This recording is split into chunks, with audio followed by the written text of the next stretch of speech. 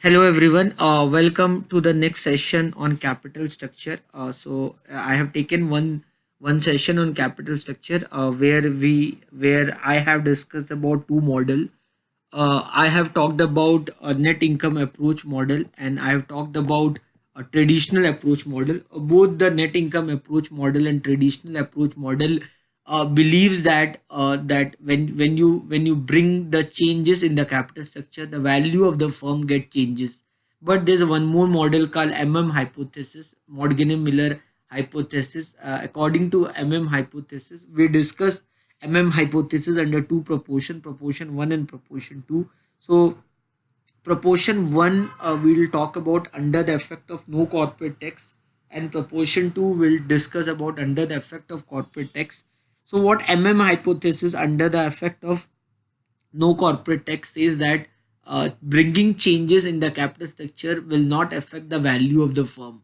So according to the hypothesis, proportion 1, capital structure of the firm is irrelevant in deciding the value of the firm. According to hypothesis, the value of the firm is totally dependent upon the nature of the business of the firm, and it is nowhere connected with the capital structure of the firm. Although in the previous chapter in the financial management, we have talked about capital, we have talked about financial and operating leverage, and we have studied that if the EPS is more than the ROI, then the value of the firm or ROE will increase very significantly. But what hypothesis is that hypothesis is talking under the assumption of perfect capital market and no tax. So under the assumption of perfect capital market and no tax, the value of the firm is independent of the capital structure of the firm. So in the capital structure, when we talk about capital structure model, in the capital structure model, when we talk about capital structure model, where when we talk about net income approach model, either I talk about net income approach model, or I'll talk about traditional approach model. Whenever I'm talking about either of these two model, they are based on some assumptions. They are assumptions. What are the assumptions of these two model? That the market is a frictionless world.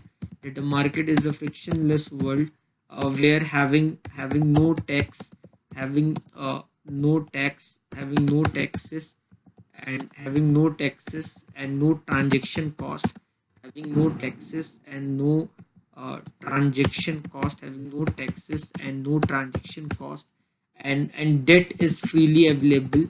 Debt is freely available. Debt is freely available. Debt is freely available, and there's no risk, and there is no financial risk. There's no financial risk associated with the debt. So these are the assumptions. These are the assumptions of net income and traditional approach model. They worked on these assumptions. So remember, this is just a hypothetical model, so you don't need to be very serious about them. These are the model which you should be aware about. Fine. So basically, when you talk about, first I'll talk about net income NOI model, net income and net income approach model. So when we talk about net income approach model, so if I talk about WACC, weightage average cost of capital, I can define weightage average cost of capital as WAE into KE plus WD into KD. So here I'm not assuming tax. So WACC, in place of WE, I can write equity by value into cost of equity plus debt by value into the cost of debt. Then I can write WACC is equal to cost of equity into 1 minus debt by value plus debt by value into cost of debt. So I can write WACC is equal to, if I open the bracket, then cost of equity minus debt by value into cost of equity plus cost of debt into debt by value. So what you can do, you can write WACC is equal to cost of equity minus, if you take debt by value common, you'll get cost of equity minus cost of debt. So this is the framework to understand the WACC. Now here, if you are trying to understand the WACC, this is the framework what you need to understand. Here, if you see, if the firm is a unlevered firm, if the firm is a unlevered firm, then there the WACC, then the WACC of the firm is only equal to the cost of equity.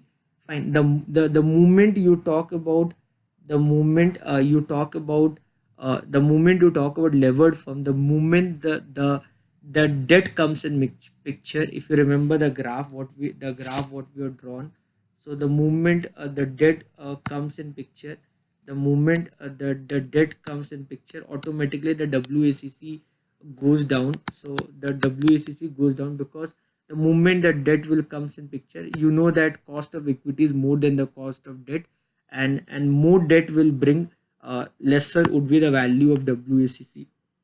That is what net income approach model is all about. While you if you try to understand more, you can see this, you can talk about, remember this, when we talk about value of the firm here. So the value of the firm is basically net operating income divided by the WACC. So the value of the firm is net operating income divided by WACC, while the value of the equity is basically net operating income minus interest divided by the cost of equity, while value of debt, when we talk about the value of debt, so the value of the debt is equal to interest divided by the cost of debt.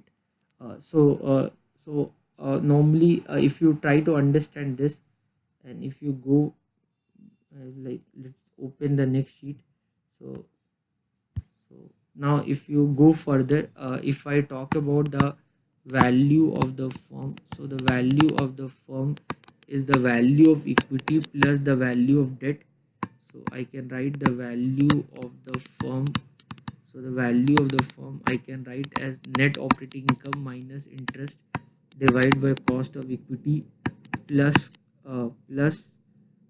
interest divided by the cost of debt.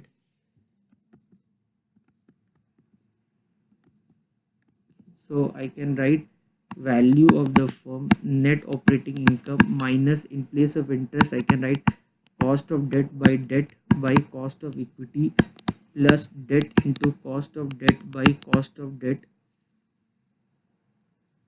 So you can write value of the firm is net operating income by cost of equity uh, pl- mm, mm, minus debt into cost of debt by cost of equity plus debt. So you can write value is equal to net operating income by cost of equity plus debt is equal to 1 minus cost of debt by cost of equity. So by this you can easily understand, then that whenever we talk about levered firm, so for the levered firm, all together all this will come in picture. For levered firm all this will come in picture, but for an unlevered firm, for when you talk about unlevered firm, for the unlevered firm, WACC was equal to the cost of equity. And the moment the firm will become a levered firm, when the debt will come in picture, automatically the value of the firm will get affect, because now the value, apart from cost of equity and net operating income, the value also depends upon the ratio of cost of equity and cost of debt. So that again plays very important framework. So basically, if you understood what I have done, this mathematically, I have tried to explain you the relation between the value of the firm and the capital structure of the firm.